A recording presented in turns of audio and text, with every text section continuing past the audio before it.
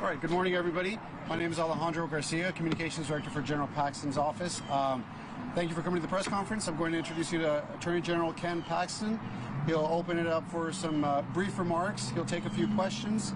We also have the staff of the Attorney General's office who they're also involved in this deal very intimately. So if you have any questions, feel free to ask General Paxton. We can also refer some questions over to Mr. Rick Berlin. So thank you. Well, you can thank us for the background music of the freeway, and I'll start off by saying go Astros. I'm pretty excited about the World Series being here.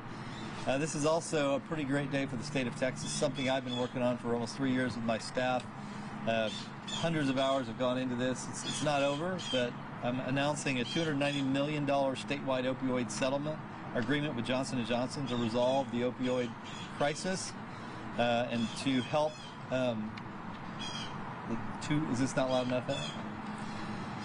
The agreement will largely track the terms of the global prescription opioid settlement agreement that was announced July 23rd of this year, right here as a matter of fact. According to the settlement agreement, Johnson & Johnson has agreed to pay $291,841,000 and change into the qualified settlement fund, representing Texas's allocation of the entire global abatement settlement.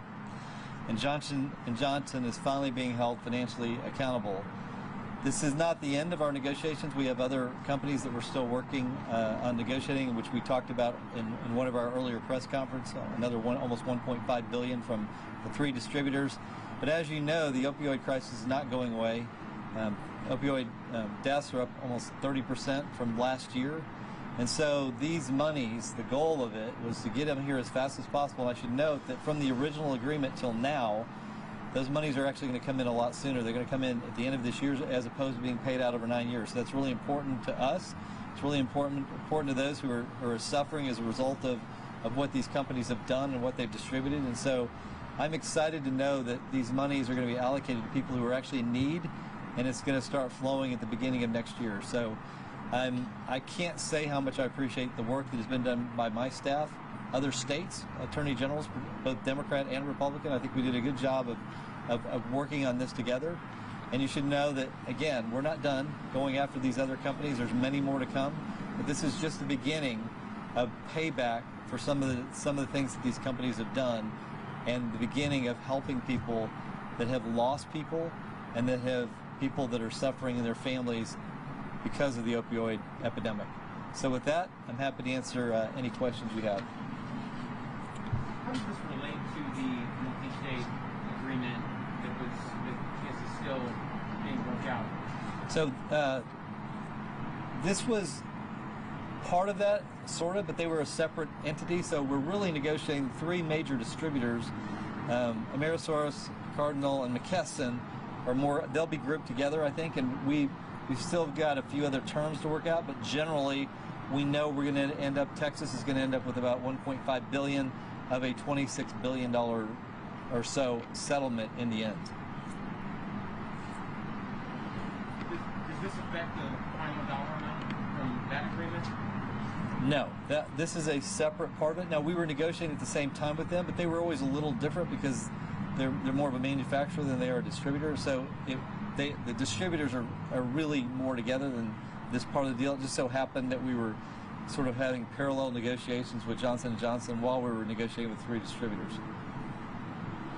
Will this settlement be managed by the Texas Opioid Abatement Council and follow the same guidelines? Yeah, good to see you, by the way. Yeah? Yeah, so 70% of the money goes into what you're talking about, the abatement fund, that will be managed by people who know what they're doing, medical people and other people that have some experience with the opioid crisis. 15% will go to the subdivisions, the counties and cities that are part of the litigation, and then another 15% will go to the state. So it's divided in those percentages, but most of it goes into an abatement fund. And the concern from the very beginning was making sure that the money didn't just go to a legislative pot to be spread around to other things, but that the money actually went to solving the problem. And does that money come to the state all at once, or is it distributed over 18 years? So this money is being distributed in 1 year. Like, it's going to be paid December 31st, so it'll be available to start being used January 1st. So The distributor money that we're talking about down the road is going to be an 18-year deal, and that's partly because we were able to get more money from them if we spread it out. Whereas Johnson & Johnson had a better cash position, and we were able to negotiate the money up front, which I think helps us because we get some money up front, and then we'll have a regular flow of funds for a long time to deal with this issue.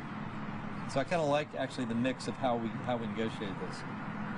And will it be portioned across the subdivisions? So yeah, so the 15% will be based, I think, largely on population numbers, and that part I won't be dealing with directly, but I think that's more based on just population. I see. Any other questions? Who will decide where the money gets allocated? You want to decide?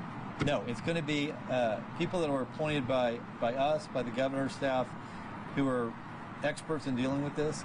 So we wanted people, medical professionals, people that have opioid experience, to be a part of directing where the monies go.